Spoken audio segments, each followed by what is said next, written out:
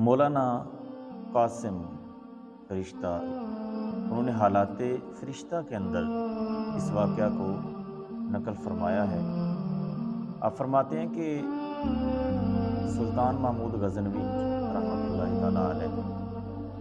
اس کے دل میں اکثر تین خیال، یہ تین باتیں کے ذہن کے اندر اکثر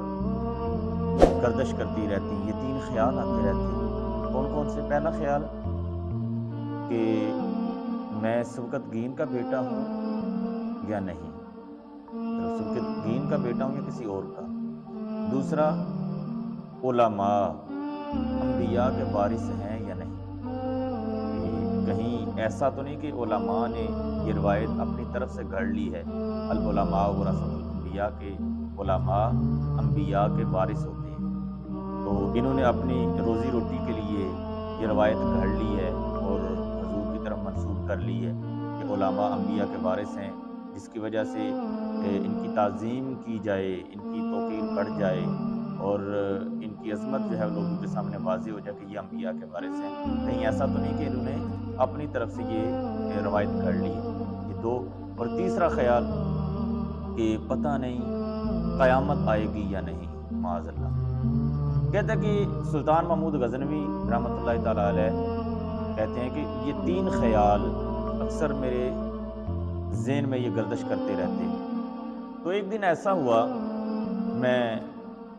اپنے درباریوں کے ساتھ شام کے وقت گشت کرنے کے لیے نکلا، تو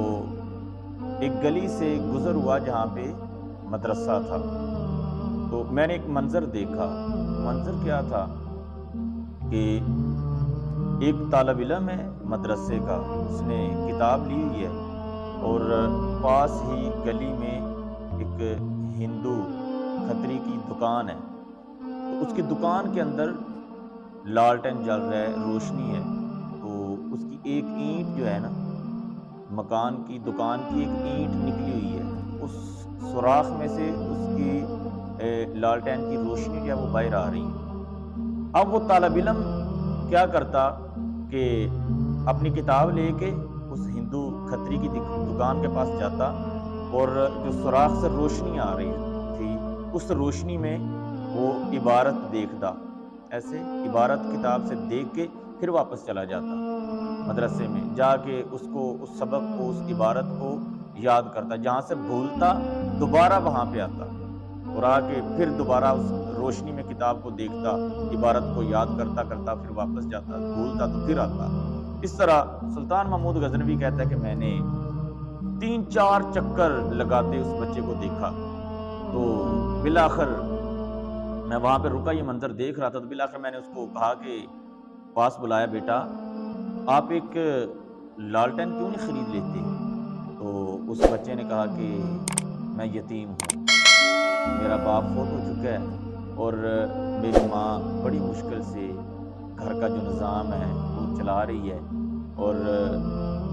میری پرورش کر رہی ہے، مجھے پڑھا رہی ہے، میرا خرچہ بھی وہ برداشت کر رہی ہے، میں لالٹین کہاں سے خریدوں گا اور پھر اس میں تیل کہاں سے ڈالوں گا؟ اور علماء جانتے ہیں اس چیز کو، جو پڑھے لکھے لوگ ہیں، حضور علیہ الصلوۃ والسلام نے ارشاد فرمایا کہ من اعان عالما او متعلما بقلم منکسر او بقرطاس فکأنما بنى الکعبۃ 70 مرہ، فرمایا کہ جس نے دین کے طالب علم کی یا عالم دین کی مدد کی، چاہے ایک کاغذ کے ٹکڑے سے یا ٹوٹے ہوئے قلم سے، فرمایا کہ جس نے دین کے طالب علم یا عالم دین کی کسی بھی طریقے سے اعانت کی، مدد کی، فرمایا کہ اس سے اتنا اجر عطا کیا جاتا ہے جس طرح اس نے 70 مرتبہ کعبہ کی تعمیر کی۔ تو سلطان محمود غزنوی رحمۃ اللہ تعالیٰ علیہ اس نے اس کو پاس بلایا، تو یہ سارا ماجرا اس بچے نے سنایا، تو سلطان محمود غزنوی نے ایک اپنے درباری سے کہا، خادم سے کہا کہ یہ جو تم لالٹین تم نے پکڑا ہوا ہے، کیونکہ اس وقت بادشاہ جب رات کے وقت نکلتے تو ارد گرد شمع لے کے، لالٹین لے کے جو درباریوں کے ساتھ چلتے تھے، تو ایک درباری سے کہا کہ تم اس کو لالٹین دے دو روشنی کے لیے، اور کیونکہ اس بچے کے اندر میں نے علم کی طلب کی اتنی تڑپ دیکھی ہے کہ یہاں پہ آ کے روشنی میں یہ سبق دیکھتا ہے اور دوبارہ واپس چلا جاتا ہے، وہاں پہ جا کے یاد کرتا ہے۔ یہاں پہ کھڑے ہو کے یاد نہیں کر رہا کہ کہیں ان کے گھر کے اندر یا دکان کے اندر مکان کے اندر آواز جائے گی تو وہ مجھے منع نہ کر دیں۔ یہاں پہ آ کے عبارت دیکھتا ہے، واپس جا کے یاد کرتا ہے، اور پھر بھولتا ہے تو دوبارہ آ کے دیکھتا ہے۔ اتنی لگن، اتنی تڑپ،